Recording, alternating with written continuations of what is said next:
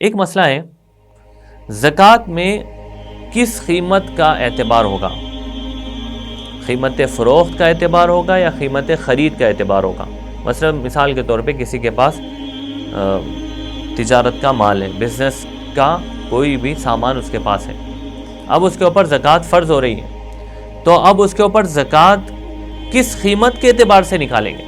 جیسے مثال کے طور پہ کسی کی پین سٹور ہے، پین کی دکان ہے، اب یہ پینس اس کے پاس رکھے ہوئے، یہ پین اس نے خریدے ہیں 30 روپے میں، وہ بیچ رہا ہے 50 روپے میں، تو اب یہ 30 روپے کے اعتبار سے زکوٰۃ واجب ہوگی یا 50 روپے کے اعتبار سے واجب ہوگی؟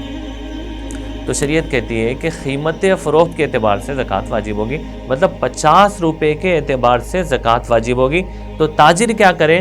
اپنی تجارت کا سارا سامان جو ہے وہ احتیاط کے ساتھ اور پورے یعنی یوں سمجھیے کہ انصاف کے ساتھ کیلکولیشن کرے، اور جتنی قیمت پر وہ سامان فروخت ہوگا اس کے اعتبار سے زکوٰۃ نکالے۔